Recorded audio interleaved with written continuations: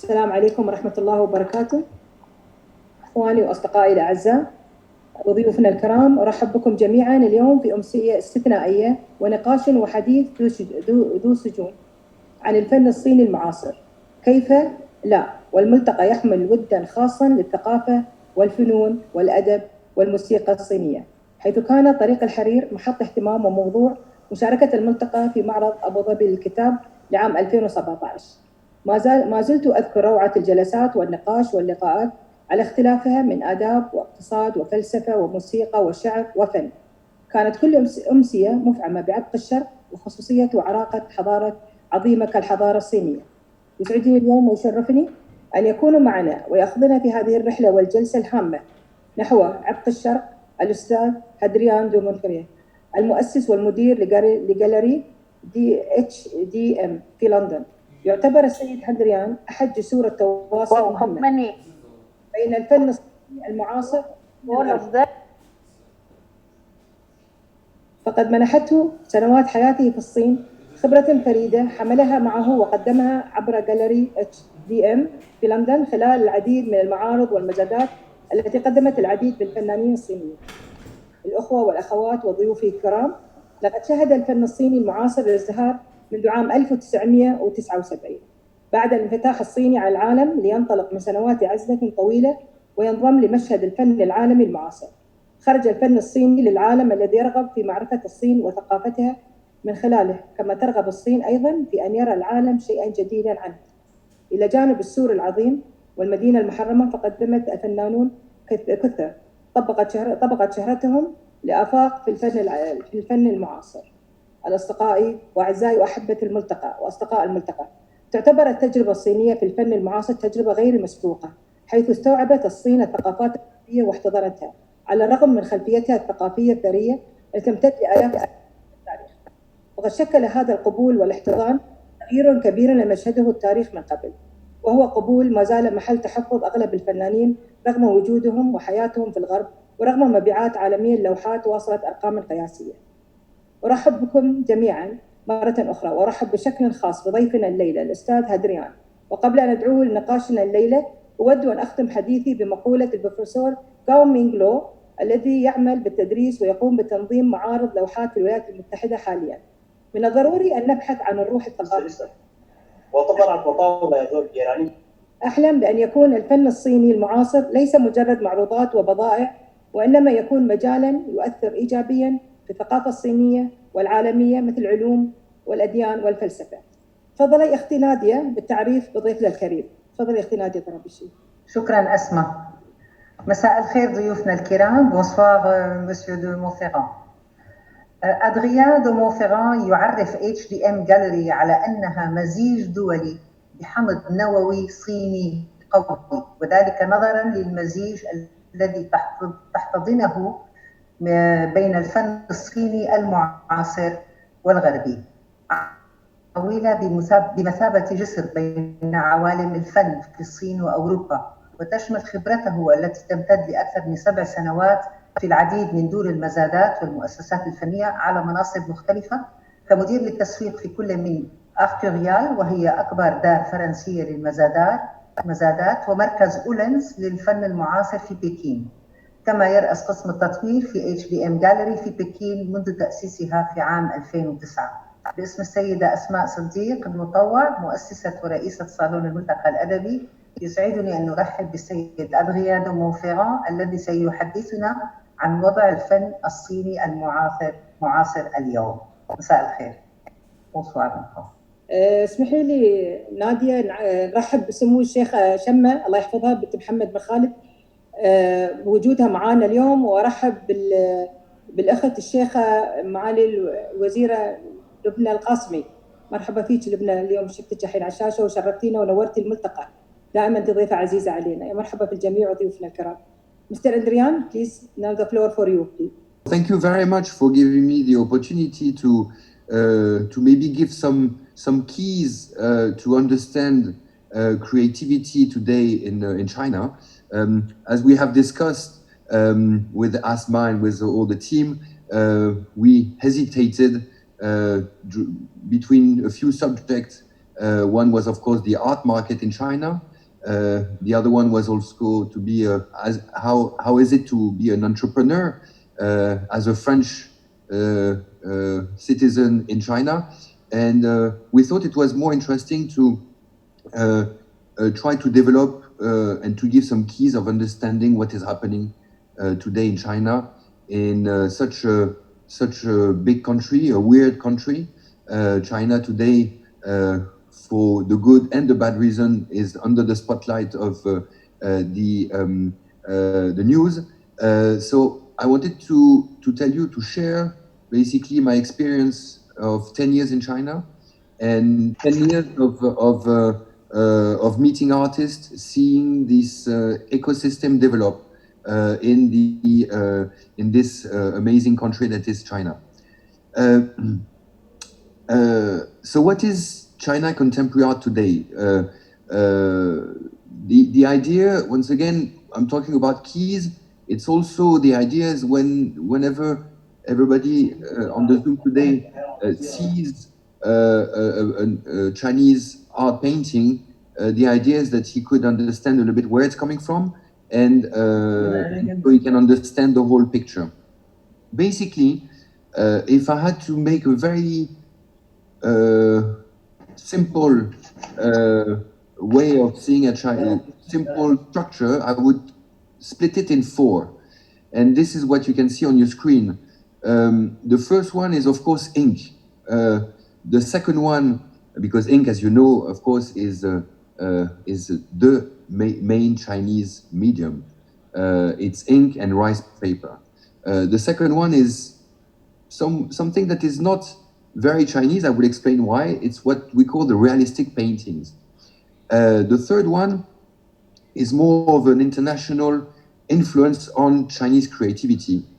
And the last one is, of course, the reinvention of, how would I say, the traditional medium within a contemporary context. Before starting with the next slide, where is China coming from? China went through an incredible time, starting from the 60s, which was called the Cultural Revolution. The Cultural Revolution, basically, it's a moment in time where everything that had to do with creativity, literature, has been destroyed in China. And this Cultural Revolution in China stopped in 76 with the death of Mao Zedong. So basically, the start of Chinese contemporary art is 1976, which means, if we look at your culture, my culture, that means that China's creativity is very, very young. So this is something very important I needed to say in my introduction. Maybe we can start with the first part, which is the contemporary ink. Contemporary ink, it has two sides of it. The first one is calligraphy, of course, so it's the art of writing. And the second one is a landscape, so it's representation of reality. This is calligraphy. I'm going to stop 1 minute on this slide, because everybody in China that has had education paints and writes. Every morning, the people that actually have a certain, as I said, a certain education, they do calligraphy every day. They train their art of reproducing ideas, copying text, and everything. This, what you see on your screen, seems to be quite ancient. No, today you still have a lot of calligrapher, and these calligrapher operate in every city, every small village, in big cities. A lot of. They're not even artists. They are people that just train to write, and some of them became artists because they make a living out of their writing. And so Chinese calligraphy is actually a big chunk today of Chinese creativity. The second one, if we can move on the next slide, is Chinese ink still, but the landscape painting. As you can see, this painting also seems to be quite ancient. No, they are not. They've been done, as you can see, in 85, in 2011.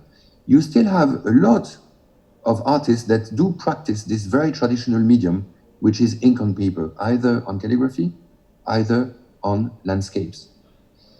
If I want to go even deeper on this ink, how would I say, movement today still represents 60% of creativity in China. 60%. That means that it's on the market and on the creativity, it's a huge part of creation in China. And this, from abroad, we don't see it. We don't see it because they don't have the traditional distribution system. It's very seldom, how would I say, galleries that sell these works of art. It's more of an exchange with some collectors. It's gift. It's maybe sometimes you have money exchange, but very rarely. And it is still today the most important part of creativity in China. Maybe we can go on the next slide. It's the second movement I talked about. It's the realistic and figurative painting. The story is going to be a little bit longer. As you can see, this is oil painting. Oil on canvas, oil on board. Of course, oil is not at all Chinese. Oil arrived in China by many waves. The first wave was the Jesuits. The Jesuits, when they tried to convince the Chinese to become Catholic, came with a lot of skills. They came with their brushes and their paints, and they somebody has his microphone on. This oil painting arrived first by the Jesuits, as I said. The second wave was the commercial exchanges between the West and China.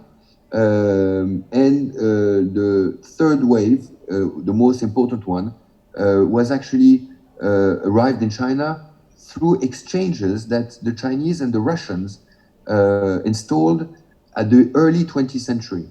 So before communism, China and Russia had some exchange program between their different universities, and some Chinese students went to Russia and some Russian students went to China.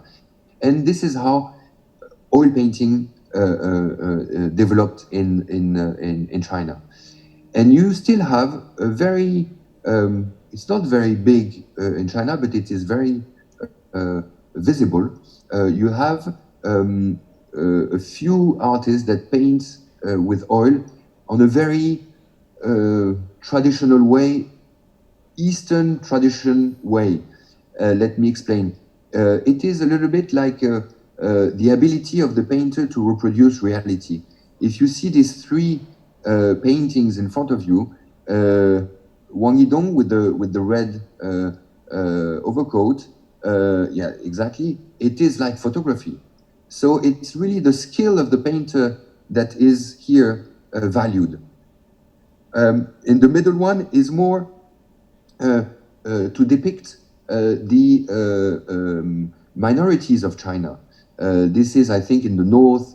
It's in north of China, in Mongolian minority, and the last one on the right, it's more. And this I've chosen the less erotic one, but normally this painter is known to do quite erotic ladies. So it's nudes, it's details of skin, and also a lot of animals.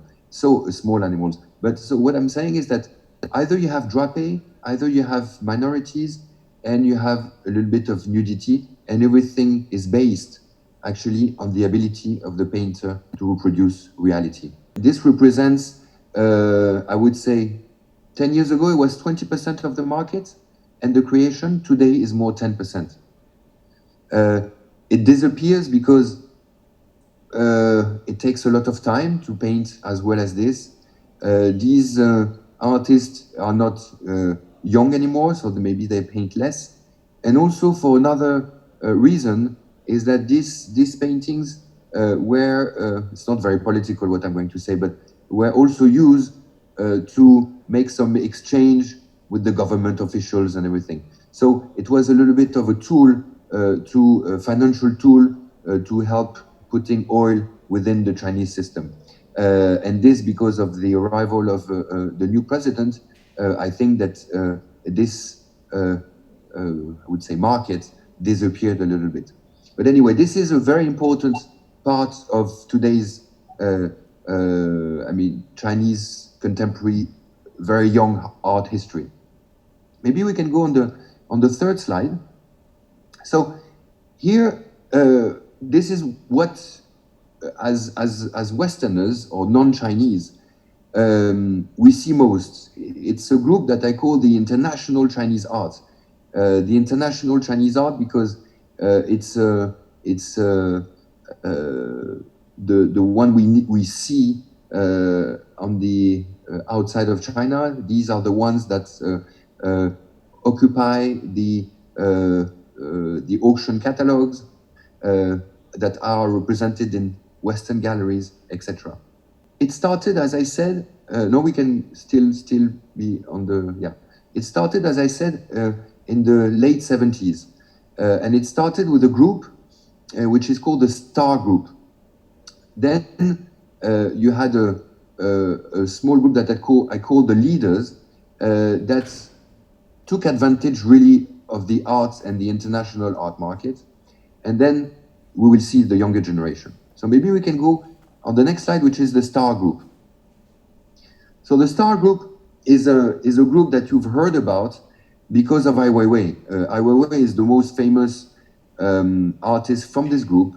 They became famous because they made the first exhibition, art exhibition in China in 1979. And in 1979, what happened is that they were supposed to do a show in the National Museum, and last minute the show has been banned. And so what they decided to do is that they hang all the paintings outside of the National Museum. It was the first show of contemporary creativity after the Cultural Revolution. And then this group, it was maybe 20 painters and 20 artists. They were not all painters, by the way. Most of them were doing some photography, some of them were doing some performances, etc. And this group exploded. Ai Weiwei, as you know, most of you know, he went to the US. Wang Keping, which is the sculptor, the small wooden sculpture you can see on your screen, went to France.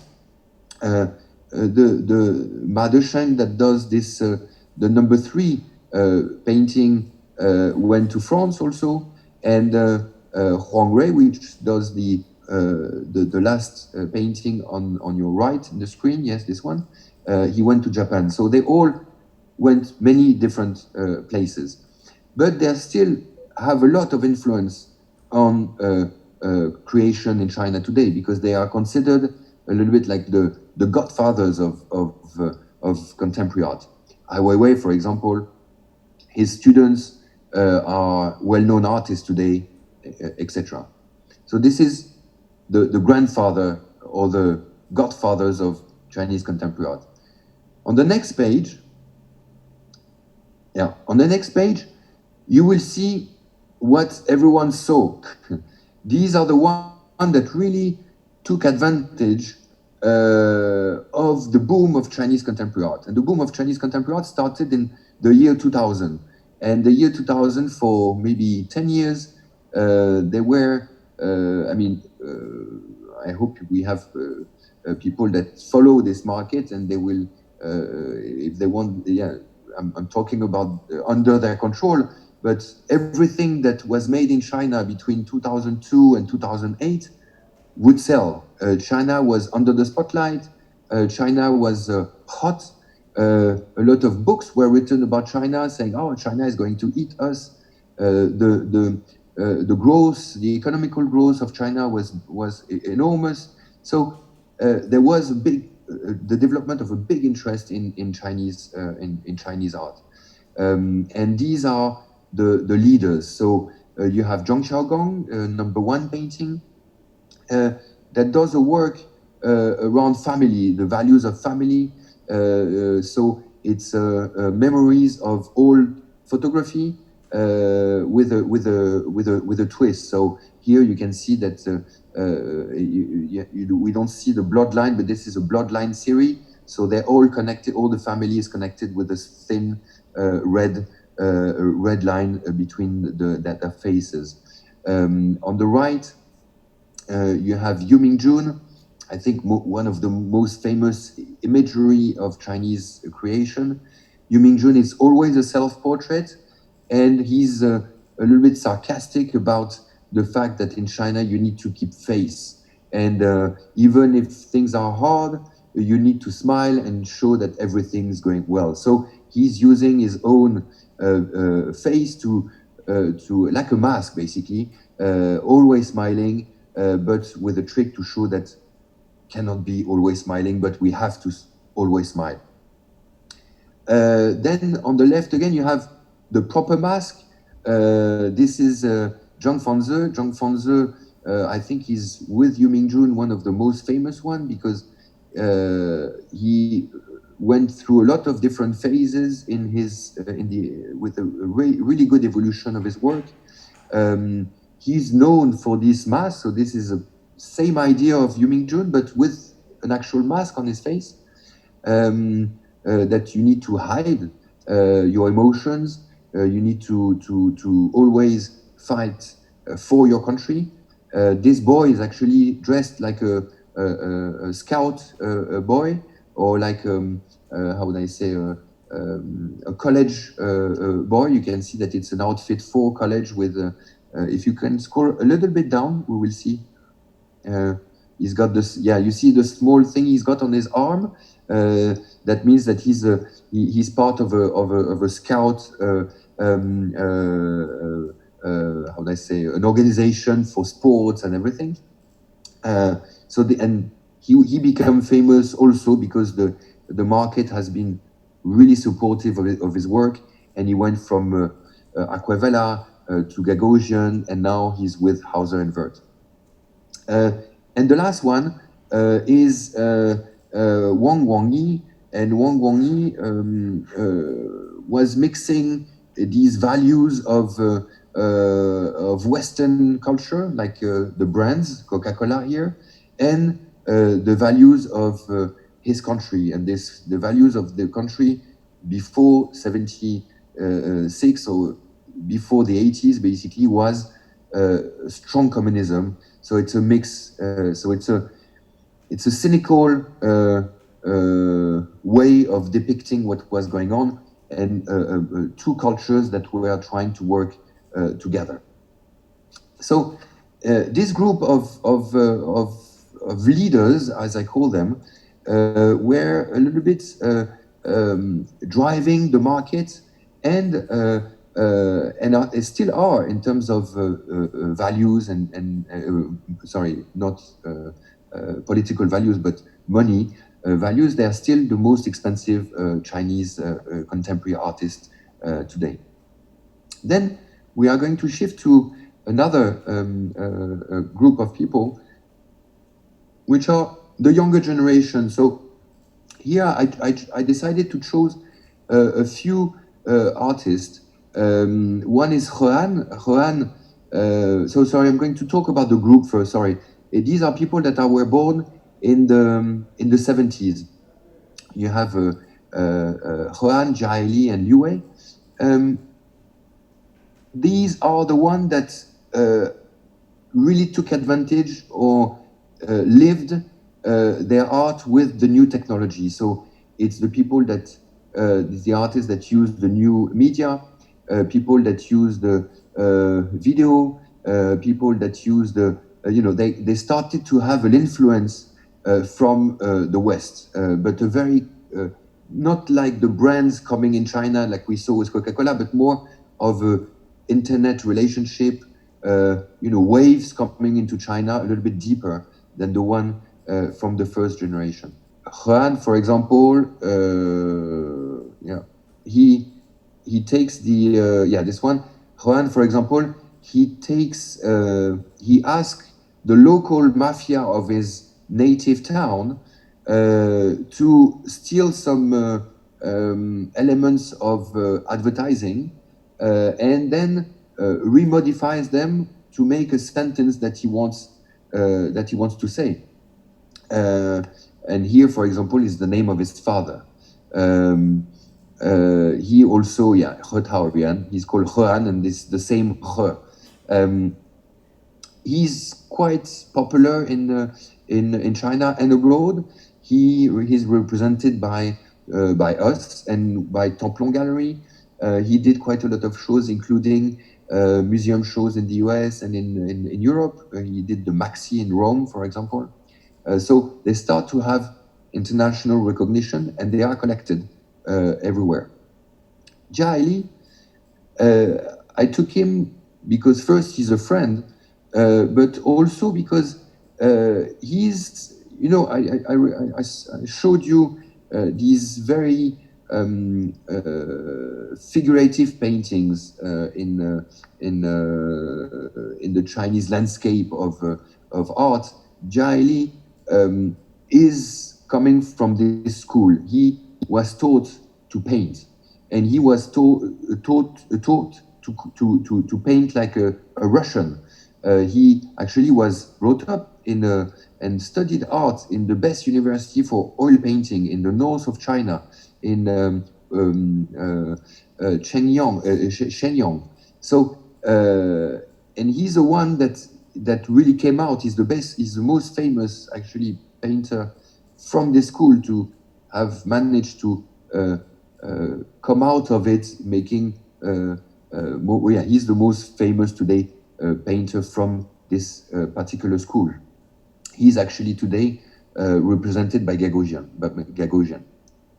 Below, you have Liu Wei. Liu Wei is somebody that was born in the early 70s, like the others, and And Liu Wei uses the new technology to express himself, and also is a little bit sarcastic about how we are used by the new technologies. And this particular painting is a painting that has been, so it's actually painted, but the image came from a photo that has been disconstructed by technology. So if you look at a screen and you look at a photo, it's actually layers and layers and layers of digital information. It's not representation of reality. And here, with this painting, he shows it very well. Where you have these lines. And Liu Wei today is working with a lot of important Western gallery like White Cube, like Almin Resch, and with Lehman Mopen. So he also made it in terms of the market recognition. So I will end this presentation with the fourth element. Once again, I will summarize. So you have 60% is ink, 10% is realistic painting, and 30% is the international Chinese art. You have a fourth group that is starting to emerge from this landscape and this situation, is what I call the new ink. So the new ink is actually two things. Is either contemporary artists that start to use traditional medium, or it is traditional painters that start to have ideas. So here you have, in this new ink movement, you have a few, you have leaders and you have a younger generation, and I think they're really interesting.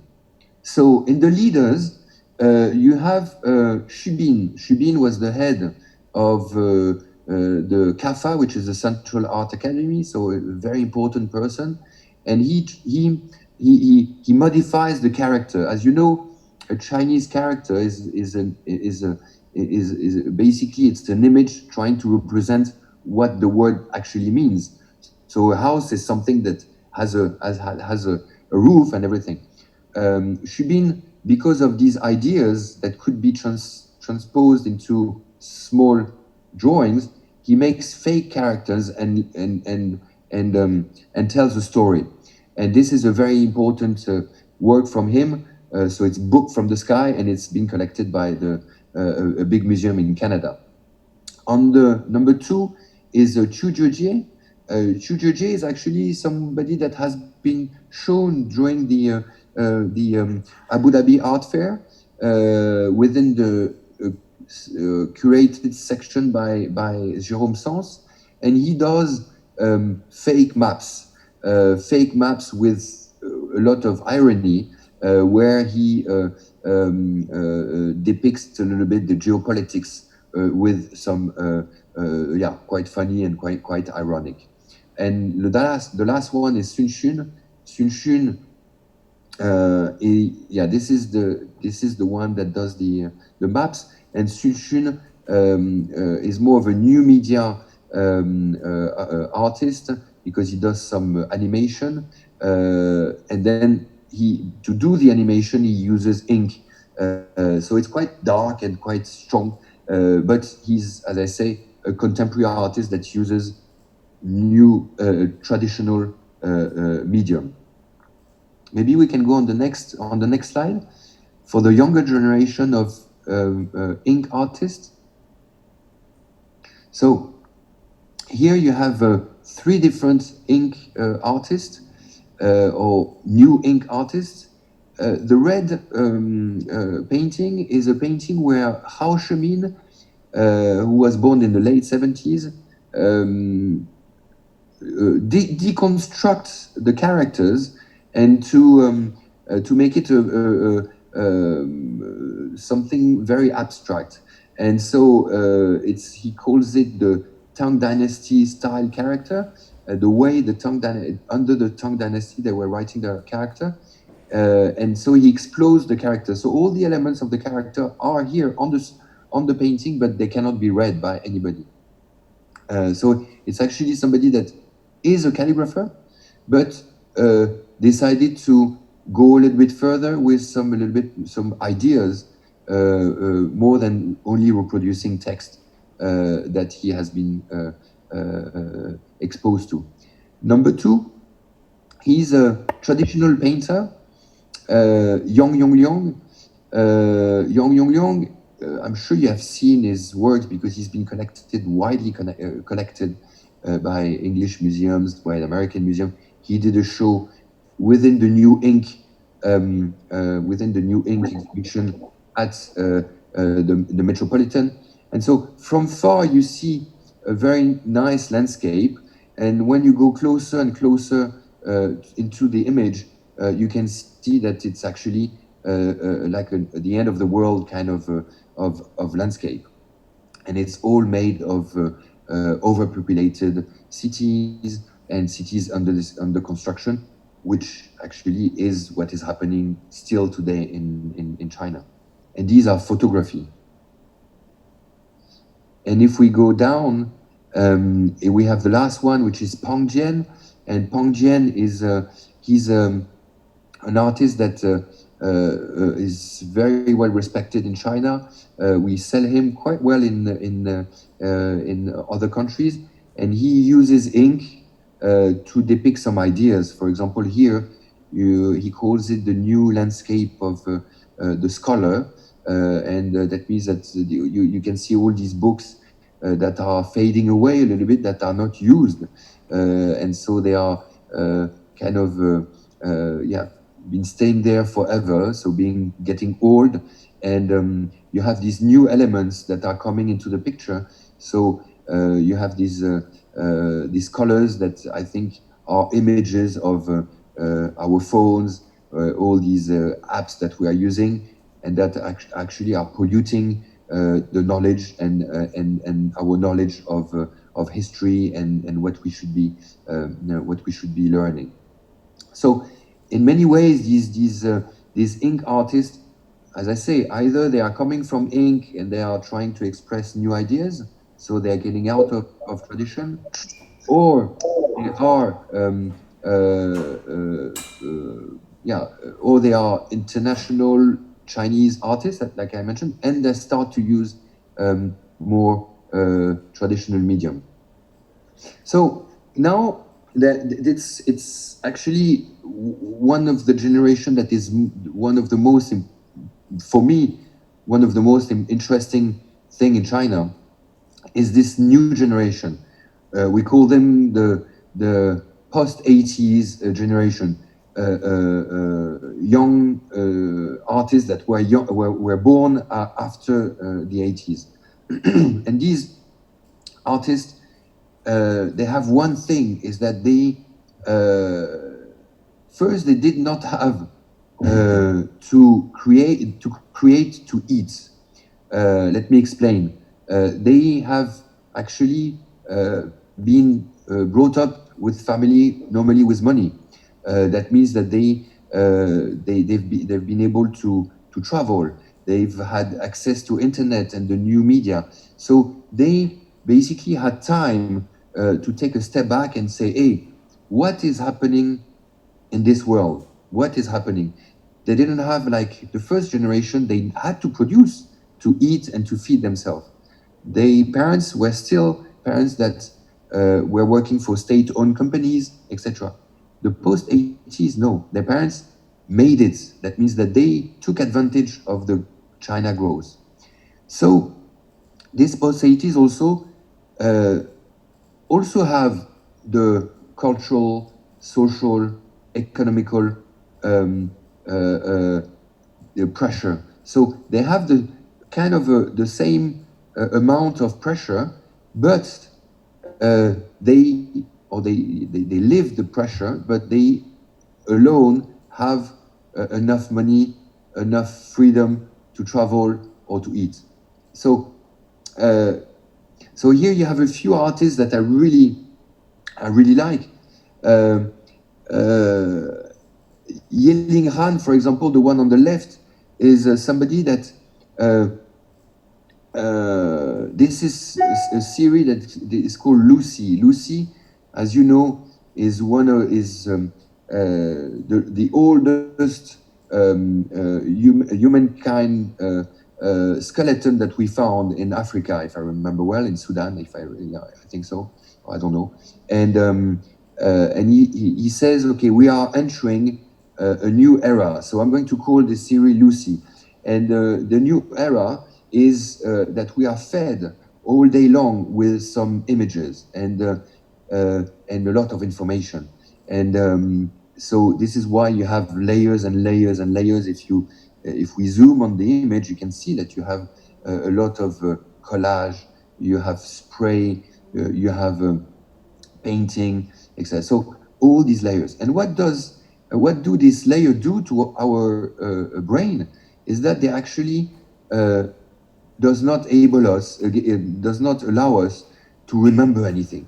And so here in this picture, if we see it as a whole, you can recognize elements. So you have a hand, for example, you can see legs maybe, but you don't have a clear picture what is going on. And for me, it's a little bit like we used to remember dozens of phone numbers. Well, today, I'm not sure we remember everything because our phone is our memory. Here is a little bit the same idea, is that our brains tend to be useless, basically. The second one is Drew Rasheem. Drew Rasheem is a little bit more political, I would say. He's still within the Chinese tradition. It's very detailed. It's very, the technique is incredible. And if you see on the bottom, we will see him after. So, but you have it's maps actually, and it's very, very detailed maps. And he works around boundaries and the boundaries of China mostly. And so with some, I don't know, adding very strong brush stroke, he would depict some the instability basically of China. So yeah, we will see one later, but yeah, you see that it's the details of the execution is incredible. And here on the right, you have Zhao Zhao that you also might have seen in Abu Dhabi Art Fair in the special section that Jérôme curated.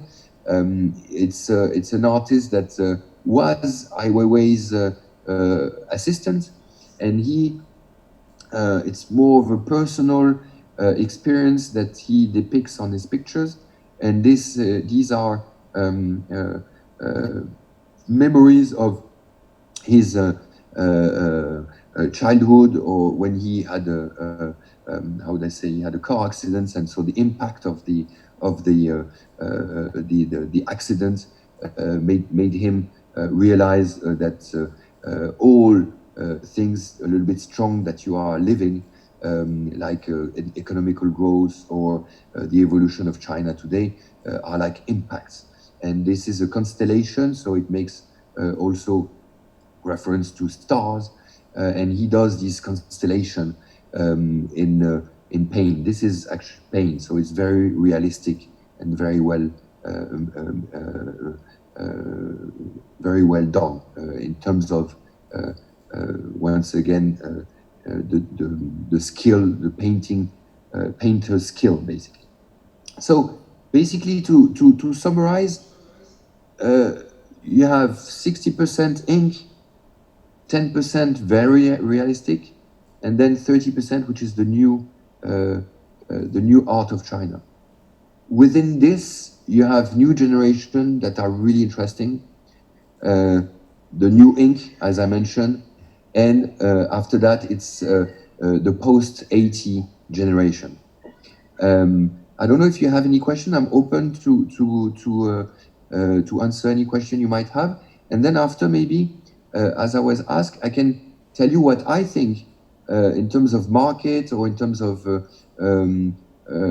how interest, what I think is worth exploring more, or even is worth collecting today. Thank you, Mr. Andrian. It's a really beautiful presentation, and I think we have a lot of questions. Mariam, Luta, can you have your floor? You have a question? Hi, Jane. First of all, thank you, Asma. Hadrian, what an amazing introduction to Chinese contemporary art. Honestly, I didn't have this much information. You mentioned that HDM Gallery is an international gallery, and that it just has a Chinese DNA in it that somehow bridges between your background and the Chinese. But what's Hadrian's Chinese DNA, not the gallery? Like, what made you go in so deep into Chinese art, and then even into Chinese contemporary art? So I will answer with two things. So what makes me Chinese? Nothing. No, I think the two reasons. I think I was brought up in a family of diplomats. My father represented France in many different countries, and I've always discovered these countries through art. My parents are passionate about art, and so when I went in China for the first time to learn Mandarin, my DNA brought me to, or pushed me to discover the Chinese culture through art. So this was back in the 90s. So mid 90s, I went to China to study Mandarin, Chinese language. And of course, when I was there, I wanted to meet artists, and I wanted to understand the Chinese culture through art. So this is maybe the first reason, and the personal reason that makes me a little bit Chinese and culture. And the second thing about the gallery, I mean, yes, I mean, we say that we are an international gallery, yes, because we have premises in Beijing and Hangzhou. We have offices in Shenzhen and Nanjing, and we have a part-time in Chengdu, so we are really Chinese. So this is why I think we understand quite well what is happening in China. But we also represent quite a lot of Western artists. And this is why we opened premises in London 2 years ago. So yes, we have a strong Chinese DNA because we started the gallery. I started the gallery in China 10 years ago, but we're still basically I really want my artists to be first artists and then to be Chinese or Indian. Amazing. Or you see what I mean? Yeah. Thank you. You're welcome. Thank you, Adrian. We have another question from Benkatat. Ms. Cynthia, you have a question? This was so interesting. I was very surprised to learn that contemporary Chinese art started in 1976. With China having such a long history of calligraphy and ink, traditional, amazing ink, especially on rice paper. I was very surprised about that. Now, what my question is looking at the artist of the traditional artists and then up through the generation of the 80s, there's been such changes and always going back to tradition and then sometimes using ink, but in a different way. How do you see the evolution of contemporary Chinese artists in terms of the development and technology and communication, especially the way things are now? How do you see their evolution in the future? Do you think they will continue to embrace their history, especially when you talk about the calligraphy and the ink that was used, or do you think they will go a 360 and just do something completely different? How do you see the artists? Because there are very distinct time frames for each. Yes. Yeah. So Cynthia, first, I mean, I will first answer your first question about if Chinese contemporary art started in the end of the 70s. You're right. I'm wrong. During the Cultural Revolution, you had some artists that were painting in China. There were more painting Mao, being a hero. It was more of a propaganda art. So I do consider this as art, of course, but in our definition and your definition of art, I don't think it falls into the same box, if I may say so. Yeah. So this is why I think the art in China, if we had to put a starting date, it would be 79, and I think that this exhibition I mentioned, the 1979, is a good starting point. This is first answer. Second, I mean, I will answer by 2 points. The first thing is that I tend to choose my artists, for example, when I see that they are strongly still in their culture. I don't know if you follow what I'm saying. Yes. I don't want an artist to see a painting and say, I don't know where this guy is coming from. I think that it's important. It's important for an artist to have strong roots to produce well. Produce is the wrong word, but you understand what I mean. Yes. Yes. So it's funny because I just did an exhibition in the gallery in London just before the lockdown, and I've put all my artists together because the lockdown. I was supposed to have a Chinese artist show, and it couldn't come because of the Chinese lockdown. So I did a sort of a group show with African artists, with French artists, with Chinese artists, and it was the first time I did this show because it was more of a, let's do a show, and it was quite striking to see that the African artists couldn't be Chinese, the French artists couldn't be from African heritage. You understand? So I hope that the evolution of China in its creativity will keep very deep roots into their culture.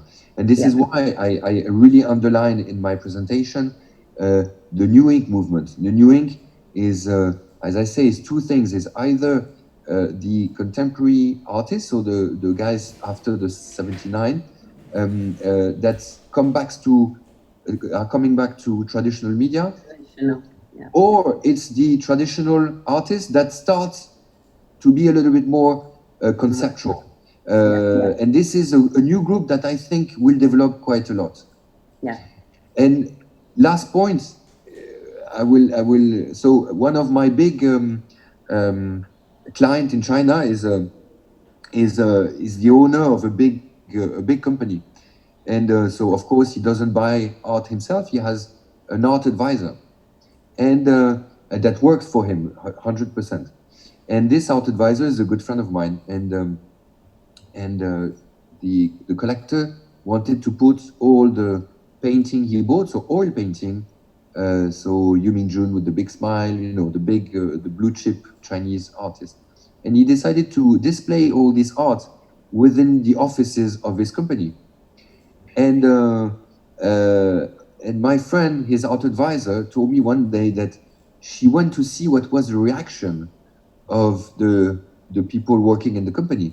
And so she took the elevator many times. She was walking into the different hallway of the company and listening a little bit the reaction of having this painting. They all hated it. They didn't like the color, they didn't like, and they were really, so in terms of appreciation of what we call international art and what I describe as international, it's still very complicated to shift the Chinese population away from the tradition. You understand? Yeah. So I think the new ink is a good thing. For the post-80s, I think the market will do his job, and I hope I answered your question. Yes, thank you so much, and thank you, Asma, for making sure that this happens. It's been very informative. Good. أشكر أدريان. غادة السيد تفضلي. Hi, Hadian. Hello. My name is Ghada Said, and I'm from Bahrain, actually. I was invited by a friend from UAE who told me about your session. Yes. And I found it very interesting, actually, because I always found Chinese art either very classic, which is which I find it very creative as well, because they don't have the idealistic. They always have something from their own imagination.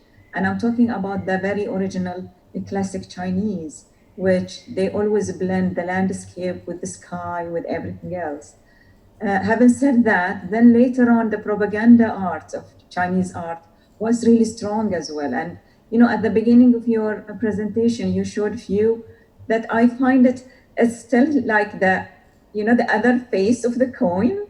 It's like a propaganda, but the other side of it, the message was so direct that I can tell that they are very much against, what's going on in China. And for me, I find it, I don't know, I still put it under the category of propaganda, whether it's with or against. I mean, it is still, the message is too clear. Now, my question was about, Zhou, I think, Zhou, and I really loved his work. However, I felt like you have so much explanation to give us like that, to appreciate the art, because some of the artwork I really couldn't appreciate until you started talking about it. And I have an issue with that, because I feel that, our opinion has to be from the experience that the work triggers. And so what's going on? Is it because of the presentation, because it's we are not seeing it, that's why you really needed this much of explanation, or just that the art, normally the abstract art, needs a lot of story to appreciate? You get me, Adrian? You know what I'm talking about? Yes, but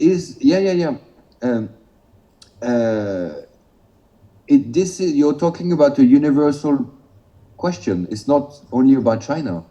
No, yeah, it could be, but I'm talking about Zoe, the artworks that you have just presented that I really liked when you talked about it.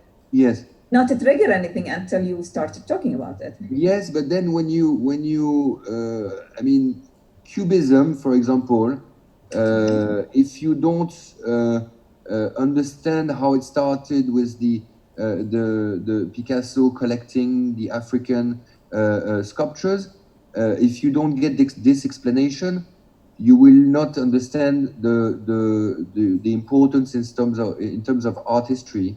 I think that I tend to agree with you, Gada, because it's when I started the gallery, my staff told me, and some friends told me, you should put text, you should explain. I say, no, it's not my role to explain. I show what I like, and the people that explain, they are people that are paid to explain, and they are in museums, and they are the one who, at one point in time, make the judgment and say, okay, this is good, this is bad, and this is why. My role is to show, and if people like, they buy, and if they trust my taste, is it a market understanding, or is it only a physical link between a painting and a person? It doesn't matter. But my role, I agree. I'm like you. I prefer not to have to explain everything. In this context, the goal was not to explain Jar Jar. The role was to explain the new generation of China, and to explain that these guys are and Jar Jar. Why I have put him, because he's the Ai Weiwei's student or assistant, and he took advantage of Ai Weiwei's fame to become famous, and has his own narrative. And this narrative is good or bad, or if you like it or if you don't like it, if you relate or you don't relate. But I think the point was really to show that there is a new generation of Chinese contemporary artists that are free of every personal economical problems, but still have the same kind of pressure, social, political, social, political mostly. I hope I answered your question, but I relate to you in terms of, I don't think most of the paintings need explanation. Thank you. I think you did a great job, actually. I mean, the collection that you had is just amazing. It is one of the very new, for me, it was really an introduction of the new generation of Chinese creation, basically. And that's what I like, the innovative and the diversity of their way of thinking.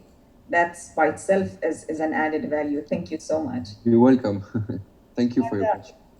الملتقى وحياك الله دائما. بنادي على فايزة. عندنا الفنانة التشكيلية فايزة مبارك. تفضلي يا أختي فايزة. Thank you, Asma. Thank you, Monsieur Andrion, about the lecture, interesting lecture, actually. I have two questions. One of the questions, what do you think about COVID-19? Actually, could COVID-19 kill off the market for the contemporary China art? And also the second question is about how's the people when they are visiting the art fair, they will be curiosity more about the contemporary China art in the future after the COVID? Thank you. Tricky question, Faiza.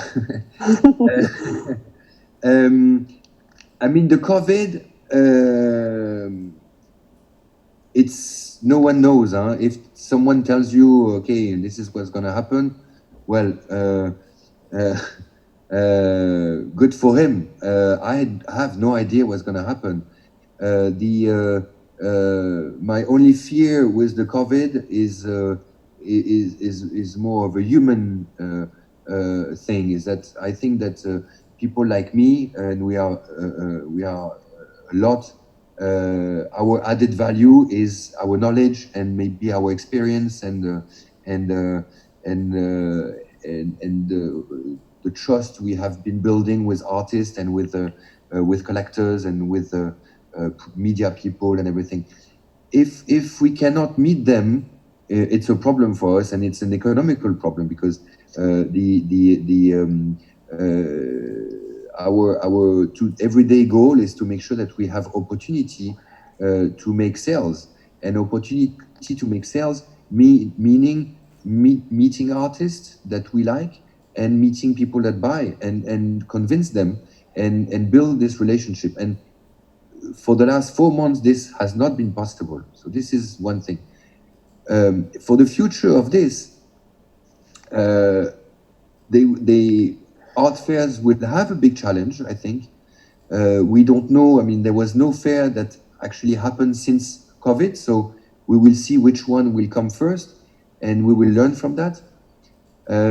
I think that the auction results that happen to be quite successful are not really, they do not represent the market, because these auction lots have been consigned before COVID. So that means that we will see the next ones, because the next one is where now the auction people will actually try to convince people to sell. If you have a big work, are you going to sell during a COVID time? I don't know. So in terms of markets and the evolution of the market, I have no idea. The only thing I can tell you from my experience is that I can feel that there is less boundaries between the different actors of the ecosystem. That means that the people from big galleries are inviting smaller galleries to do a show. Sotheby's is inviting galleries online to make sure that they take advantage of their audience. So this crisis reflected that the ecosystem works together, and people understood this, that the auction needs the gallery needs the auction, etc. And I think that it made our world, my world, a little bit more human, a little bit more, people talk more one to another. So this is about the Covet. Your next question was about the creativity, the next art fair in China. Hello, Faiza? Yes. The next question, it was how's the people when they going to art fair, how they were thinking about the contemporary art China after COVID. So they are curiosity about the art, contemporary art China. After COVID, I don't know. But before COVID, your experience, how do you think? Before COVID, I'm quite surprised to see that when we are doing Art Basel in Hong Kong, we are doing Expo Chicago, we are doing Art Geneva, Art Brussels. We do quite a lot of fairs, including we did last year Abu Dhabi Fair. People don't know about Chinese art. And this is why this kind of Zoom session are really interesting, is that people don't know what is going on in China. People tend to see only what is heavily publicized, like the auction catalogs with the big names only, and Ai Weiwei and all these guys, but they don't know about the new generation of Chinese art. And I'm saying this not only with art buyers, I'm talking about the institutions. They have no idea. I was talking to the people from the MoMA, and the MoMA doesn't know what to do with China. They have no idea how to deal with China, because they don't have a big collection of Chinese art, and they know that if they actually act and do a show about China, they will have a big impact, and they don't know how to manage that. So even big museums like this have no idea. They tend to fear that the art market in China, or the art in China, is manipulated by the market, which I don't think is true. Now it's quite important, and it's too big to be controlled. So there is a big creativity in China that exists. Thank you, Mr. Adrian. We have a question from Ghada Hatem. تفضلي غادة. شكرا أسماء, and thank you very much, Mr. Adrian. Very, very informative and fascinating presentation. Actually, I have one question, and then after your last comment, I have a second question. Yes. So the first question is, and excuse me if I missed the beginning of your presentation because I joined a bit late. So sorry for the repetition if you already mentioned that. With regard to China, geographically speaking, Yes. we're talking about a country as big as a continent. Yes. With all these diversities that comes with the geographical zones and cultural zones and so on and so forth. The part I attended from your presentation was classifying Chinese artists based on the time when they were born and the era they attended and what they represent. Yeah. When Yeah. you see a Chinese painting, even with the contemporary art, would you be able to tell from which part of China were they able to keep a local identity?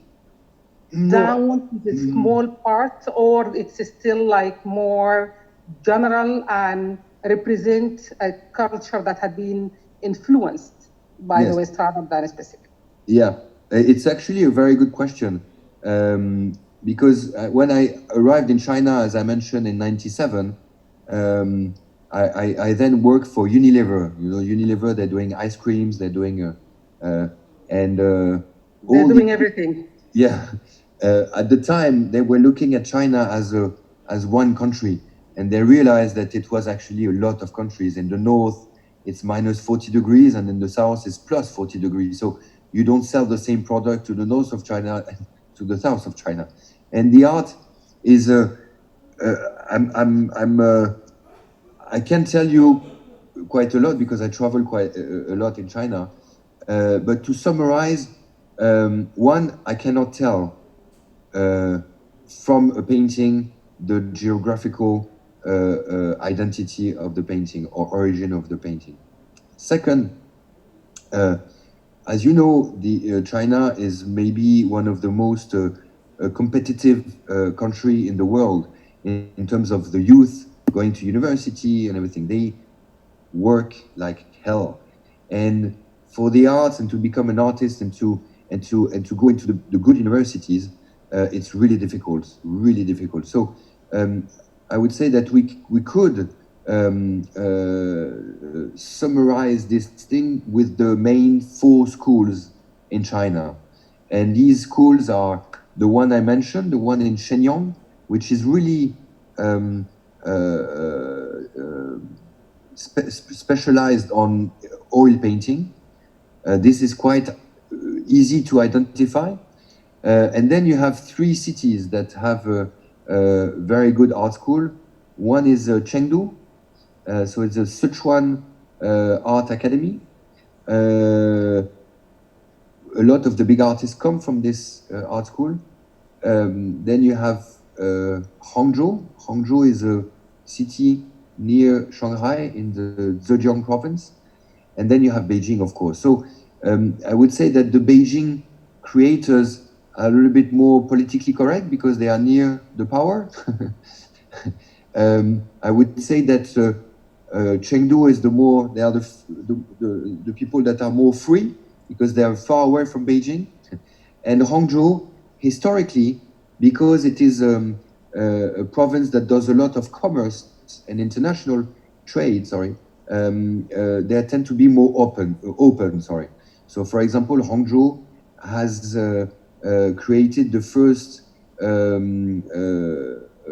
would I say, art department related to new media. It's coming from the Hangzhou art school. And Beijing is more, I wouldn't say traditional, but more politically correct. So we could identify by this reading grid, but otherwise it's very difficult. And my second question, if I may, related to your previous answer to the previous question, you mentioned like big museums like Montmartre still having problems in what to do with the Chinese art. Is it a matter of misconception that we need to do more about it to get closer to China? Is it more what the Chinese need to do? Where is the issue? No, I think, you have 2 things. The first thing is Chinese art history as I said, it's only 40 years. So I think that these big institutions do not have enough history to make up their mind. This is, I think, one of the key things. Look at what happened with the Guggenheim. Guggenheim in New York did, I'm not politically correct at all, but I will say it, I don't care. But the the Guggenheim, did a big exhibition about China. Okay, and so they decided to take a few curators to curate, of course, this show. People, very valuable people that really know very well the Chinese creation in China, outside China. I mean, really, really knowledgeable people. They realized that they didn't have any Chinese curator, so they say, we're not going to do a show about Chinese art without a Chinese curator. So they invited a Chinese curator. So basically, they did an exhibition, I think 4 curators. And at the end of the day, the exhibition, you did not understand anything because everyone had his say. And so I think that there is no one wants basically to take a risk and say, this is what is happening. I don't know if I make myself understandable on this point. The second point, I think it's also due to the lack of political will in China. Chinese culture department or Ministry of Culture or whatever you want to call it, or the institute that needs to relay the Chinese culture abroad, I don't think that the line, the political line that they want to follow is very clear. And so they tend to be very traditional, not to take any risk about whatever contemporary artists want to say. They tend to, so I think they're uncertain of what kind of direction they want their culture to go in terms of communication. Do I make was it clear? Sorry? Very, thank you so much. Thank you. Is it Asma? Yes, I have a question. I'm another Asma on this call. Hello, Asma. Hi. I'm actually, I have a gallery in Dubai called Laurie Shabibi, and we did show a Chinese artist, London-based, sort of last January, Vivian Zhang. And what occurred to me actually, Hadrian, very good, Vivian. Yeah, she's great. Yeah. Very good. So what occurred to me actually with your talk was there was no mention of any female artists, and I wanted to know a little bit more about that. I do work with female artists. I think that China doesn't ask themselves the same question we do ask ourselves in terms of whether or not we support women more than men or the contrary. And my point of view is a little bit what I said about the origin of an artist. I would rather have an artist first, and then whether she is or he is, but we do work with a lot of female artists in the gallery, and they are quite active.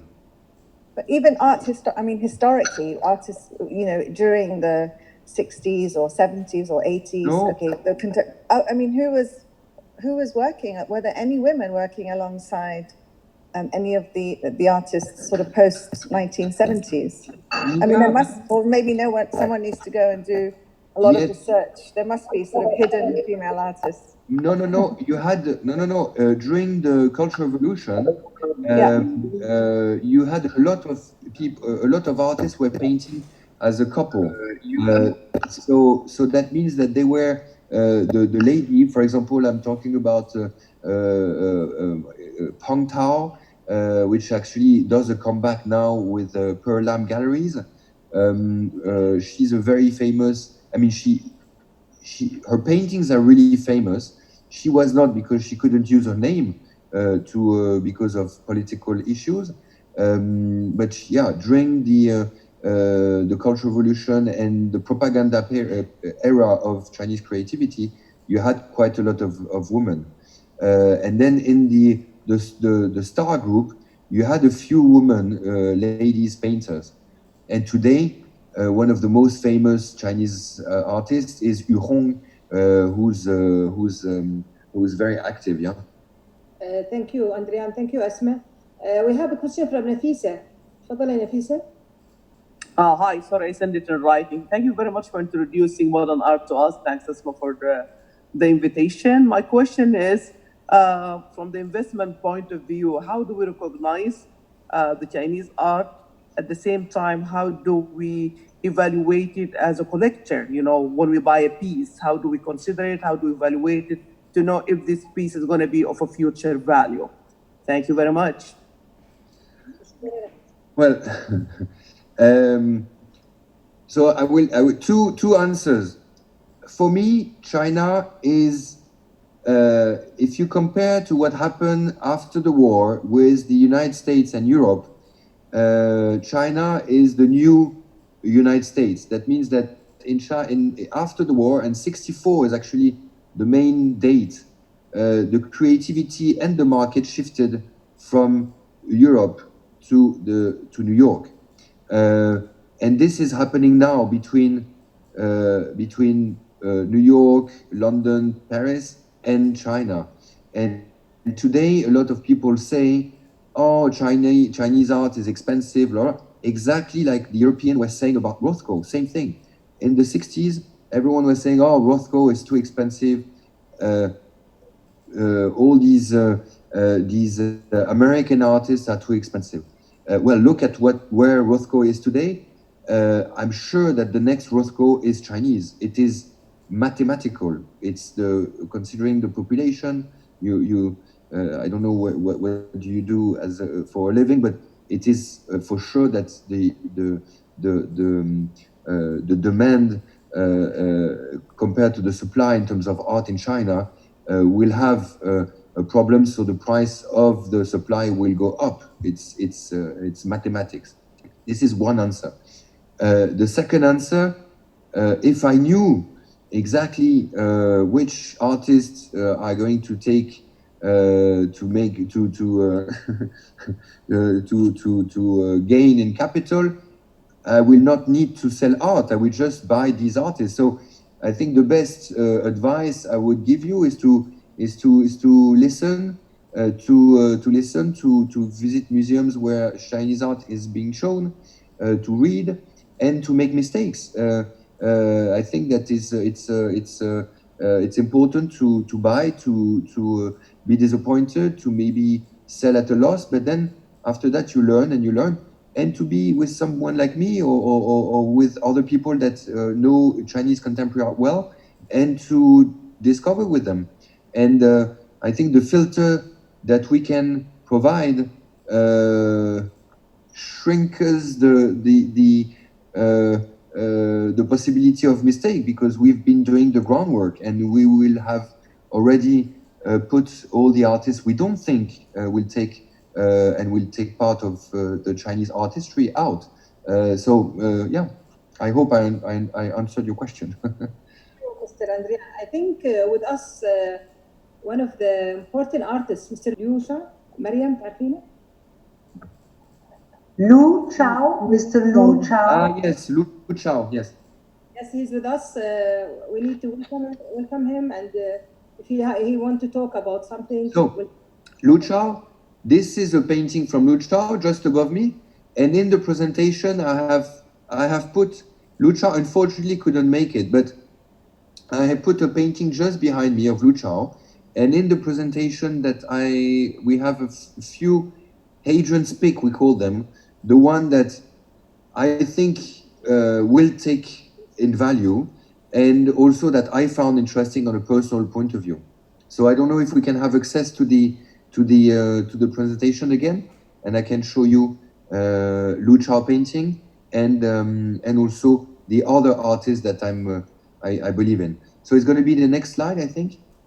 So in terms of investments, this is what I've picked. You have an artist called Tong Haiwen. Tong Haiwen is dead. He passed away in the early 90s, and he's part of what we call the modern Chinese art. It was not made in China. He's Chinese, but he moved to Europe quite early in the 40s, and he created in China, and he's in France, sorry, and he's really the right balance between Western and Chinese art. And why do I believe in him? First, is appealing, and also because all the artists that have been in France at the same moment really took a lot of value, and I think he's the next one. That means that the other artists of the same period that have the same history already are really expensive, and he's going to be, I think, the next one. We have another work by Tong Haiwen. It's a little bit of an odd, but this is what I think will take in value. Maybe yeah. So this is Tong Haiwen. I think he's with us, Mr. Lu. Lu Chao? Yes, he was up. I think he liked to talk something. Lu Chao is here. Maybe Lu Chao. Yes, so when we arrive to Lu Chao can speak. Yeah, because he sent a message. He's with us. Great, amazing. So next one then. So Yong, we talked about him. He's somebody that has museum, how would I say, history. It's this landscapes made of photos, so it's a photo. And it's, I think he found a really nice way out of tradition for Yong. If we go to the next one. Yeah, this is a detail of the photo. It's also Yong. Yeah, this is Lu Chao. Are you here, Mr. Lu? Thank you to come with us in الملتقى Literature Salon, and thank you for Mr. Hádriyán and Sisi to have a chance to talk with you. Thank you. You're welcome to Abu Dhabi. Yeah, it's great talk. The floor for you if you like to say something. Nothing. I just want to hear how Hadrien introduced the Chinese contemporary art. It's actually very helpful for me. To know my the system I was really in, and see how other people view this system from the beginning to the end. Very helpful. Thank you very much, Mr. Hadrien. So Lucha, maybe you can talk about this painting that we I'm going to do a small introduction. Yeah, you can go first. About Lu Chao. Lu Chao, he's young, very young. You can see it. He's very young, and Lu Chao's got the best of the two education. So he's got the Chinese education, where, as I mentioned, he had to go through a lot of tests. I mean, he's basically the best of the best of the best you can do in China as an artist. Technically, he's amazing. First, so he's got the technique, and then he did he joined the RCA in London, and so apart from the technique that he masters from his Chinese education, he got the education and from the English system that allows you to develop ideas and how you express ideas through painting or through creation. And you can really see this into these paintings. Maybe Lu, you can, Chao, you can talk about the painting we are looking at. Yes, it's start with the memory of my childhood. A very crowded swimming pool in childhood. When I was a child, when I was in China, because China has so many population, so I always feel very crowded. And it's actually swimming should make people feel happy and freedom, but actually we are in the environment which more like surrounded by machines and doing like a laboratory, and all the countries doing the test, and it's full, very mystery, mixed a lot of different emotion, happiness, sadness, and yeah, scared and happiness. It's everything very mystery. That's what I felt when I was living in London and born in China, and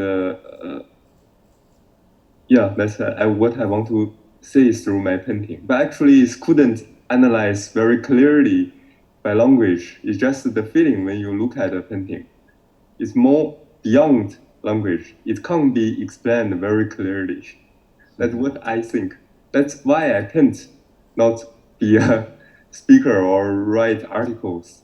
Just a painting. If you look at a painting, don't speak, don't talk about the subject, just feel. And then you feel, you have something beyond language. That's the true emotion from your mind. That's the true emotion from a human being. Actually, our brain is very mystery and complicated.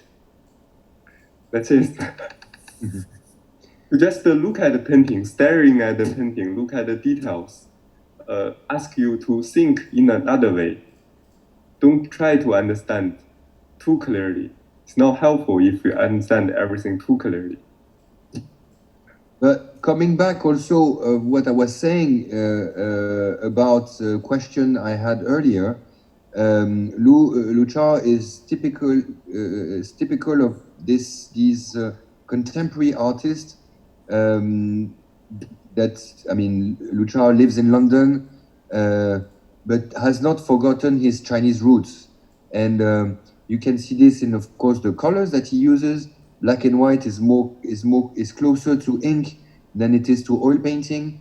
You can see the way Lu Chao does the background of his painting is a lot of balance between grays and black and white, which are the balance of ancient traditional painting, Chinese. Yes, I'm very mixed. I don't know whether I should say I'm a Chinese painter or just a human, because I have so many different education and I never lived in one place for very long time. I lived everywhere. Lu Chao, if you don't want to be seen as a Chinese, you need to change name. That's what I can't control is my mom gave me. Yes. Yeah, but again, Lu Chao is first an artist, and then he happens to be Chinese. Yes, of course. Art is, for everyone, is the most basic thing for human. As long as you are human, you should know art. And if you think thousands years ago, actually human history is very short. If you think thousands years ago, when we draw the first line in the cave, you want to capture a figure, which is a cow or everything else. It just it's not, you don't know the name is cow, but you draw a cow in my memory, draw animal in your memory. It's from your brain. And then people start to learn what's the name of this animal, and how we call this animal. So art is beyond the language, actually. No. Right. But we can talk. Maybe there is another painting of Lu Chao just below. Yeah, this is a game that I played when I was very little, and it just I feel every day we just balance everything. We balance between human and human. All the hand is from me, is my hand, and I balance the thinking in my mind. And I think balance is the most important thing in everywhere. It's in your life. Everything needs a balance. And it's the most basic call for Chinese philosophy. in the history. Just it's called Taoism. It's just yeah. Nothing is clear. You can't say anything. You know it's clear. Just Taoism, antimism. We have a question from Dr. محمد العتيبة. تفضل دكتور محمد، يا مرحبا فيك. السلام عليكم. مرحبا. هذا محمد المعيني وياك الله يطول عمرك من المعهد الدولي للدبلوماسية الثقافية. يا مرحبا. This is the Muhammad Al-Muyeni from International Institute for Cultural Diplomacy in UAE, based in Dubai. It was actually the interesting lecture actually which I have heard tonight, and talking about the culture and the diplomacy of the art, what we say normally. This is actually, it was for me more interesting because as particular as you said, started the painting or the art in China from the late of 70s, and there's 60% of the print and the rest of 10% is from the generation which is 80, and after that the new generation. I think the impact of cultural communication after the open, China has been open with the other world. It's affecting actually on the art itself, which is making the art more creativity. This is the beautification of the culture when it's come to be understanding together and exchanging the ideas, exchanging the values, and I actually heard from Lou here what he said about the beyond of the art. This is actually the word which is my mom actually used. They told me when I was graduated from the university, when I was looking everything like as it is, she told me, no, make your mind a little bit farther than that one.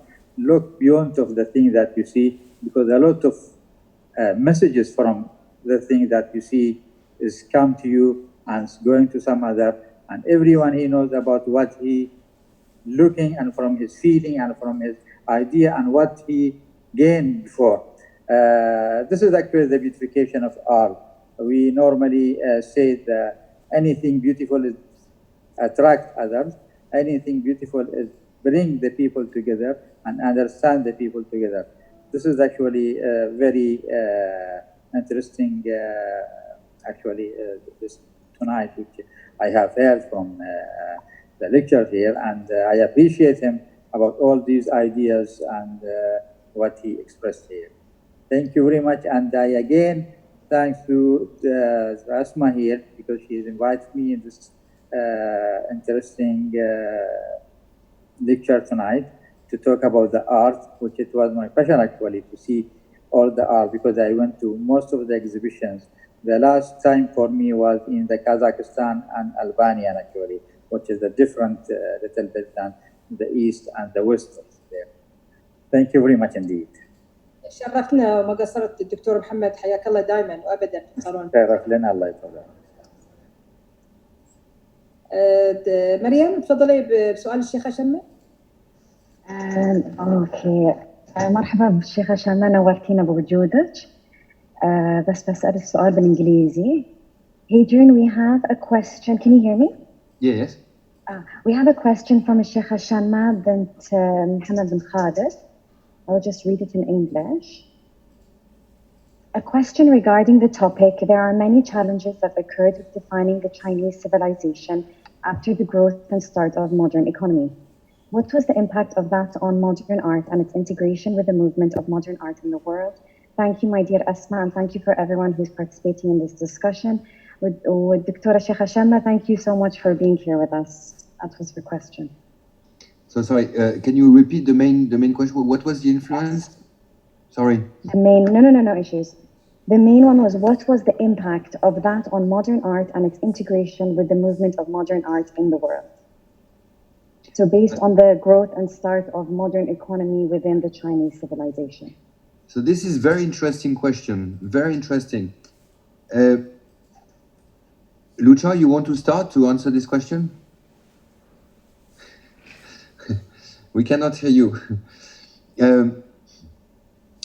It's very interesting. I don't know what is modern era, how we define modern era, but I will answer from a very different perspective.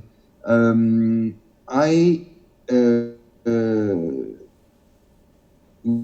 talked about the Jesuits, that they came in the 18th century, they came to China to try to convince the Chinese to become Christian. And it was a way to get closer to China and to develop also the trade between China and Europe. And they never fully succeeded. They succeeded somehow to be close to the emperor because they had technical skills. So they designed some buildings in the Summer Palace. They have anyway, they contributed to some kind of scientific development of China. What we don't know is that they were writing very often to the French king and depicting what they were seeing. And we have a lot of letters from these Jesuits that are explaining all the organization of society in China, the way Chinese has developed meritocracy in cities, in smaller cities, how the how to say the exam system, that it was not based on who you were, who was your father, but it was based on what you were able to do.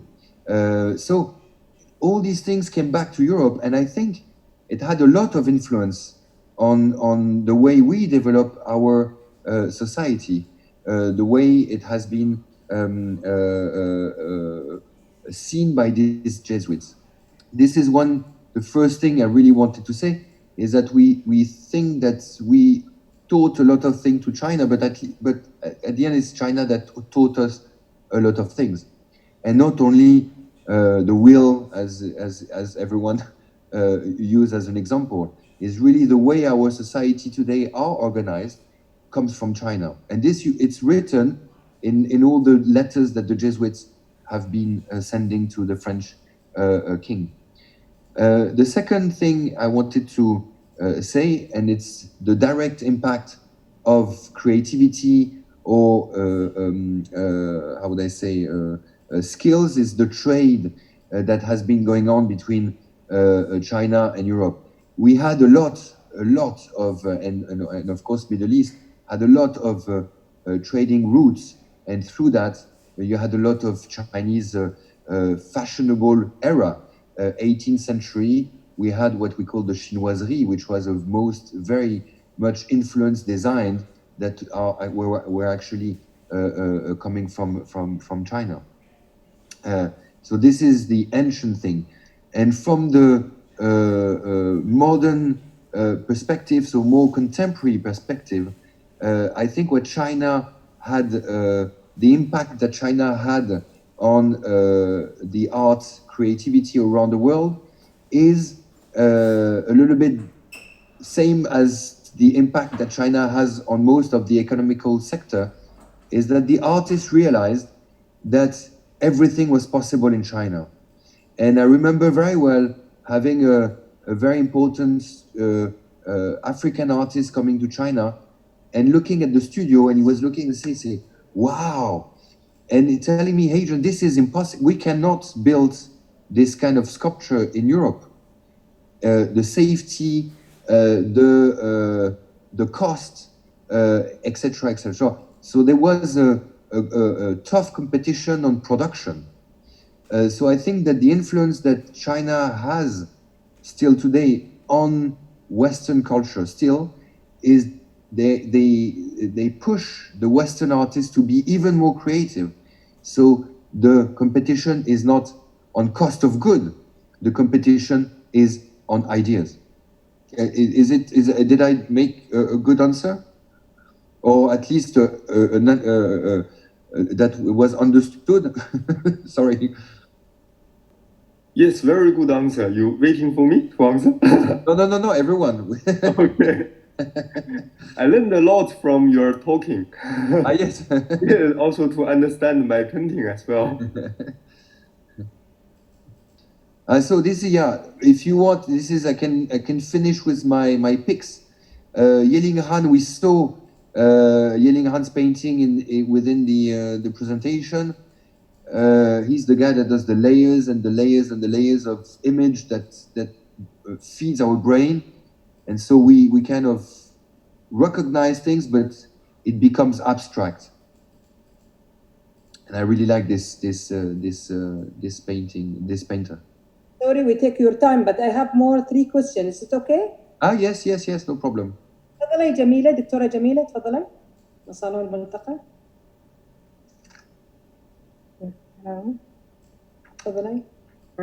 Thanks very much for this very informative lecture. I found it very inspiring, especially the part of Mr. Lu Chao. I found myself very much related to it because it reflects the universality of art. Although art is very cultural oriented, but today we have learned from your lecture, it is very universal across our humanity, across the variant social and cultural entities. In fact, the picture of the parents, the family picture, I found something very interesting in it, as if they are symmetric in the features. They are, yes, this one. If you could see the father and the mother, they are very symmetric in the glance, the features. They look as if they have the same concerns and about the child. And the red color, maybe it's very symbolic to the communists, being communists or something like this. But I found that this parent look, it's universal. I like it very much. I'm related to this picture very much. Thanks very much. And I like the balance concept by Lu Chao. It's all in our culture and mindset all the time. Thank you very much. Thank you, Jamila. تفضلي رنا، في سؤال من عند رنا. تفضلي رنا من صالون. Good evening, and thank you for the very informative session. There is a theory that says the Western interest in Chinese art and the extreme rise in its prices transformed the Chinese artist from a real creator to a spoiled child. I mean, in a way, he lost his ability to focus. Can I know your opinion about it? Do you believe it affects the creativity of the Chinese artist? So does Lucha, maybe you can answer this question if you feel comfortable. You are in the mute. Can you open the? Yes. Sorry, I didn't hear my English is not very good. I didn't know the answer clearly. Question clearly. You don't know the answer, but do you think the rise in the prices it affects the creativity? No, I don't really think about this too much. I just need the environment. I can do what I really want to do, and the price is not really the thing artists should worry. To be honest, I can't be too poor or too rich. I don't want to be too poor and also too rich. Yeah.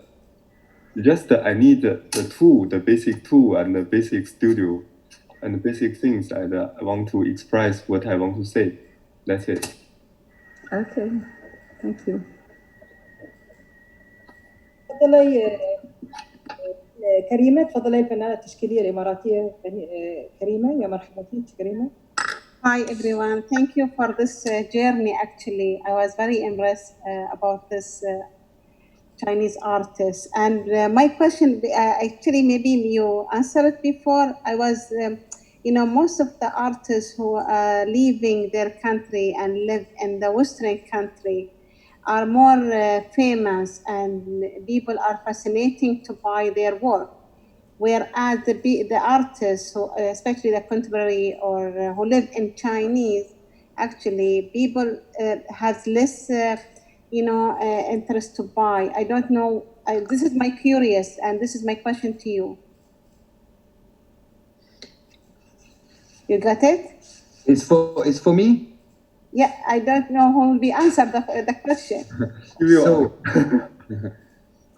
So you mean that people that live in not in their country are more creative? No, I'm not about more creative, more famous, and more people who are interesting to buy their artwork. And if I just typing in my Google, and they are coming pop up in my research. Whereas the artists, and they are good, who live in China, actually has less, no. Yes, I follow what you. I mean, I think that in the presentation I made, I showed a lot of ink painters, and these ink painters are, I think, richer than any other Chinese artists that went abroad, because they have a local market that is really, really important, but it is not within the traditional distribution system that we know, like auction houses, galleries, and everything. So I think that it could be, you are right in certain extent, but sometimes I think local artists, because they have their own crowd, are quite how would I say, powerful and have a strong market. Having said that, as I said, the artists that travel, artists that are exposed to many things, but have very strong roots, tend to be more creative.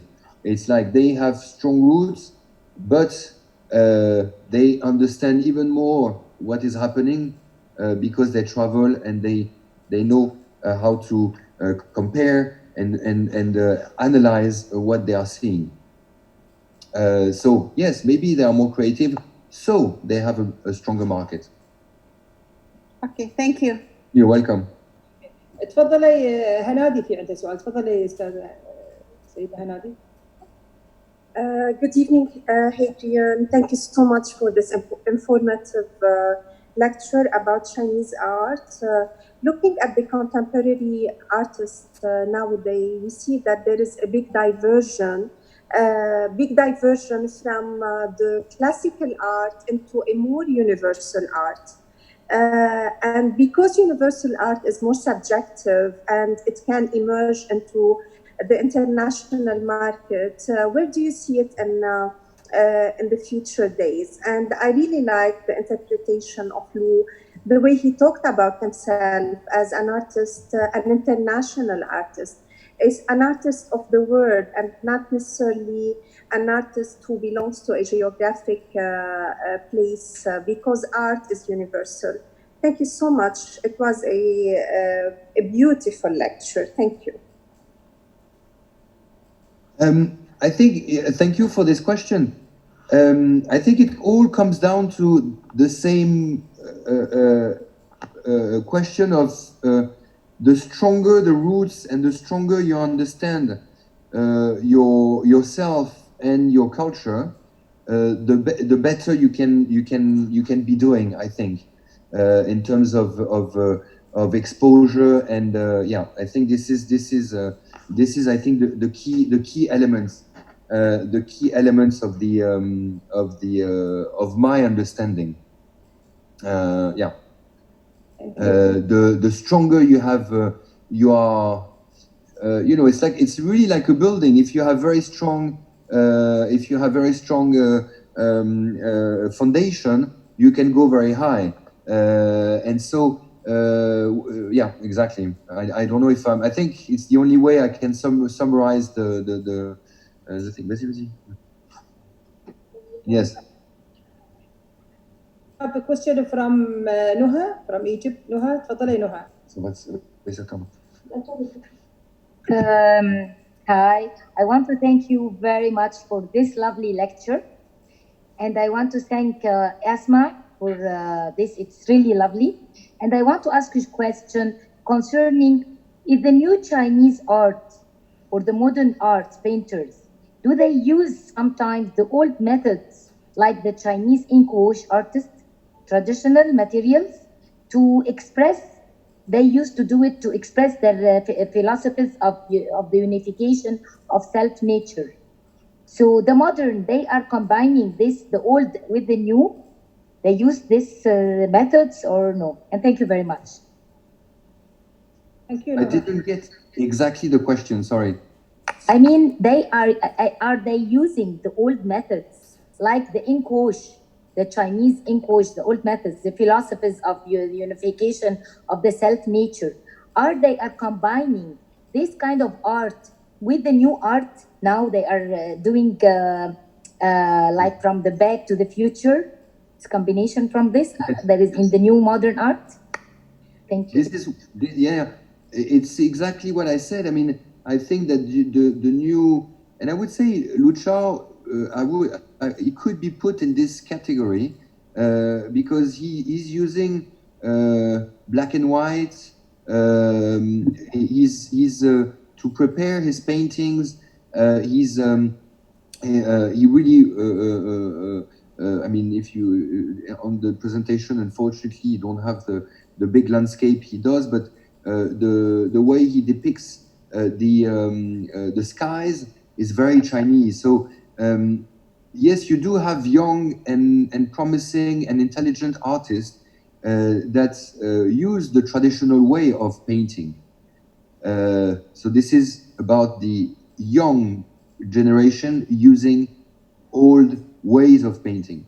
Coming back to your question about ink brush and using paper, you do have the same thing. You have artists that dedicate their creativity to traditional medium. Yes, to traditional medium. Thank you. There is another question from Mr. Abdullah, Dr. Abdullah. Dr. Abdullah. Assalamu alaikum. مرحبا اسمح لنا دكتور. Yeah, no, it's okay. I'd like to thank you very much for this interesting lecture and actually the historical presentation through the times with the Chinese art.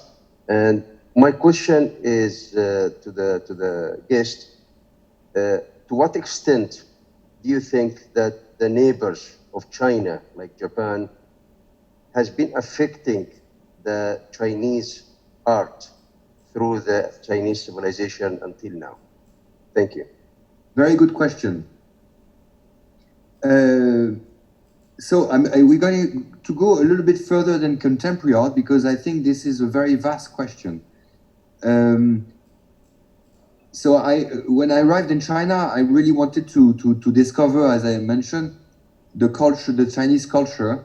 And so I went, I've tried to open the door of ceramics, for example, and I discovered a huge world. And so I closed the door very rapidly. But I kind of got how to say, a first impression of the ceramic field in China. And today, in China, they're not able to do what they used to do centuries ago because of the Cultural Revolution, because they didn't keep the know-how. So to the Chinese, the best Chinese ceramists, for example, they go to Japan and they go to South Korea. So that means that the neighbors have kept the Chinese tradition and now is teaching to Chinese something that they've learned from China. So there is this interconnection between country neighbors. So this is one thing. Same thing for lacquer, this kind of very traditional know-how and craftsmanship. In terms of contemporary art, it's a little bit different. It's different because every country is different. Japan has a very close market. For example, you only have a few Japanese artists that made it outside of China, outside of Japan. For example, Indonesia has a lot of artists. Mostly they are from Chinese heritage, etc., etc. So every country is different, and there is not much links, I would say, between China and the other contemporary creators. Thank you, Mr. Adrian. Amen Douzi, تفضلي أستاذة أمل. Good evening to all. عسلامة أسماء، يعطيك الصحة على المقابلة. Thank you very much for really this very empowering meeting and conversation, even if it's virtual. Hopefully we can meet you soon. My first question is to know, even now that, again, about the Middle East, of course, but mainly about Saudi Arabia, what is the feeling of the Chinese artists about this region, especially now that they opened the touristic door through the touristic visa, and now that they open new areas like Al-Ula, like Dar'iyya, which is becoming the artistic area in Saudi Arabia. And what is the feeling of the galleries, actually, the Western galleries, about this region, please?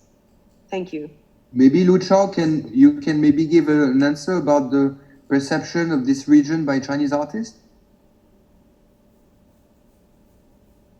Is Lu Chao still with us? Yes, I'm here. Come back. Can you repeat the question? Okay, the question is the image and the feeling of the Chinese artist about the Middle East area, especially the Saudi Arabia, and mainly in that region, not Riyadh, but the new region which is Al-Ula that they discovered lately, that they are advertising through Europe. In France, we got some exhibition through for this area, and the new artistic area, which is the Dar'iyya. I know that the Chinese artists, mainly because I used to be in France, and the artists lately in Petit Palais, like Yan Pinmin, he did his beautiful exhibition in collaboration with all the paintings of Courbet, and the parallel was very beautiful and very strong. So, is there any maybe a link between the Arab art, the Middle East art, and the Chinese art? It can be through collaboration, it can be through visual art, it can be through paintings, I don't know, but something maybe, or maybe an immersive art, but something that can be, a creative, especially maybe not now, since the situation is difficult with Corona, but maybe in next year. And knowing that the Dar'iyya area, we will have 2 biennales, so what is the position of Chinese art in that region? I hope it's clear. Sorry. For me, as a Chinese artist, especially I lived in London for 10 years, I'm very open to all the Asian cultures, cultures from Middle East, from China, and even from South Africa, and India, Egypt, everywhere. I think just they all have something similar. They all keep asking human question, why we exist in this time, and what's the time and the space works to each other. Yeah, so I don't know how to answer. This is a very big question, so I don't know how to answer clearly. But I think it's right if I can't answer clearly, because that's why art exists. Because in China, my problem is I don't have any religions. I don't know I should say this or not, but I respect all the different religions, but also I expect some more powerful religion can make me trust this religion in the future, maybe in the future. But I definitely not believe in communists. It's just, I'm still looking for, or we still, as a human, we are still in the beginning of we knowing this world. We have much more things we don't know than we know already. And for the material, I know we have so many different material, but is this too much or is this not enough? That's why I only use one color to each painting. And for every exhibition, I try to add another color to remind people I know there is another color exists, but it's not important. What I want to do is just use one color to make stories and make more feelings and try to communicate with people, not through language, but through something we see and we think in my mind. Oh, thank you very much. I appreciate that you speak about the matter of not caring about religion, but more about maybe the religion of art. I appreciate this, that you put it in front. So maybe the galleries with whom you are working can bring you to Saudi Arabia, hopefully. We already brought him in Abu Dhabi. Well, but it's very close. Yes, I know. Thank you, Amal, to participate with us. Thank you. I have one quote. I read it. I wish I read it right. Louis, he said, if you live your life in the same way as others, you will lose your unique way of thinking. And in the end, there is no art, only style. He said, always start with the questions. It's about asking what is art's functions. And he asked also, how should we present it in our identity? What do you think about, many, because when I try to read about all artists, so we were on it, everybody, they been in New York and they be in Europe and they be in everywhere, in London and everywhere. But when they come back to China, they like to keep their identity, their culture, and also they didn't like the way of fasting of life in China. They like to be, yes. That's why. What do you think as you are young and you live in abroad and also you study there and there? When you go to China, you like to keep your identity, your traditional, especially the way of to present. Actually, that's the question I try to avoid to think before I go back to China. Okay. I want to see what I feel if I go back to China after stayed in London for 10 years. Did China changed or not changed, or changed good or bad? That's why I'm here. I try to feel before speak. And I have no answer. I just asking questions. And I think art is, they can ask questions, but art is there is no definitely answer for art. It's ask everyone questions. Yeah. But when I read about many of artists, Chinese artists, it's it's always because the name is difficult for me. One of the example, the flower and the colors and this one, the expression for the people to make them happy. Sometimes the artist he has a message for another people, or he do what he reflect from inside, from him inside. I think it should be true from inside. From inside. Yeah, I shouldn't make a goal and then make art. I should make art and then people feel it's a goal there. Okay. Yeah, if you feel you can feel something in my painting as a successful painting. if you don't feel anything, whatever I say is nothing. Is because it's a painting there already. That's my logic. Thank you. Yeah. Adrian, thank you very much, Mr. Liu. And really today I saw Diala Museba with us, and I'm happy she's with us. It's a great honor for us. I loved it. Thank you for having me here. It was a fascinating talk. I really, really enjoyed it. Thank you. Thank you to you, and thank you, Mr. Andrian, and thank you for Cici and Amna to make this happen to us.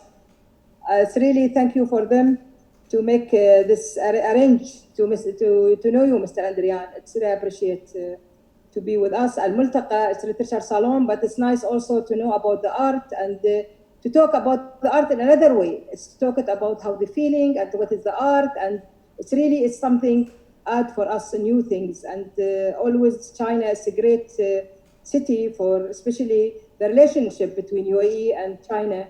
And that's why I think, thank you, Mr. Andrian, and thank you. You have been to put us in beautiful things. Thank you very much for Sheikh Hashamma to be with us, and thank you for the wife of the Excellency, the ambassadors with us, and thank you for all our dear friends with us. It's really for us, it's something add for the Al-Multaqى to at least to add something in the knowledge for everybody and for us first. And I think thank you very much, Mr. Andrian, and you have a patience to answer all these questions. And thank you for everything. Thank you. It's really thank you. Thank you, Asma. Thank you. Have a nice evening. Thank you. Thank you so much. Thank you. Thank you.